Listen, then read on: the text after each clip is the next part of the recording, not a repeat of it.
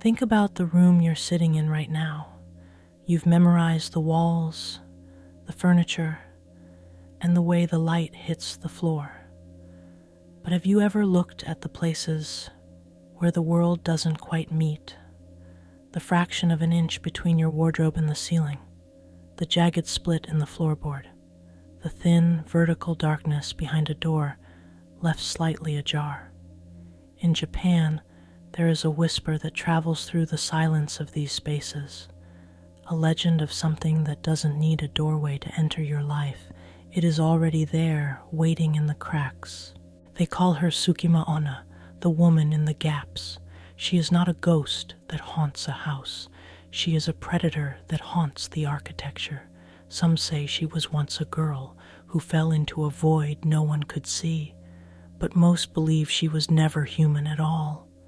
She is an entity composed of static and silence, existing only where shadows collect in narrow, forgotten places.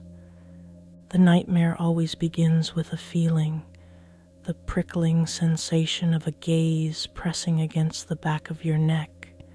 You're alone, perhaps scrolling through your phone in the middle of the night, when the air in the room suddenly feels heavy. You tell yourself it's just the house settling, but then your eyes drift to a gap you never noticed before, a thin sliver of impossible darkness between the dresser and the wall. And if you look closely, just for a heartbeat, you'll see it. An eye, large, wet, and unblinking. It is pinned against the darkness, staring back with a hunger that has no name. If you look away quickly, you might survive.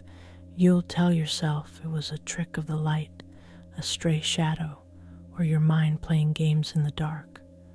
But if you make eye contact, the invitation is accepted. From that moment on, your home becomes a labyrinth. Each time you enter a room, she is closer. The gap she hides in moves. Yesterday it was across the hall.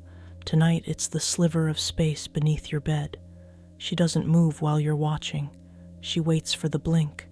She waits for you to turn the light off. You'll start to see her pale, elongated fingers, impossible thin and white, hooking around the edges of your closet door. Sleep becomes a battle. Every shadow feels occupied. Every narrow space feels like a mouth waiting to open. And eventually, the distance between you and the gap vanishes. That is when the game ends.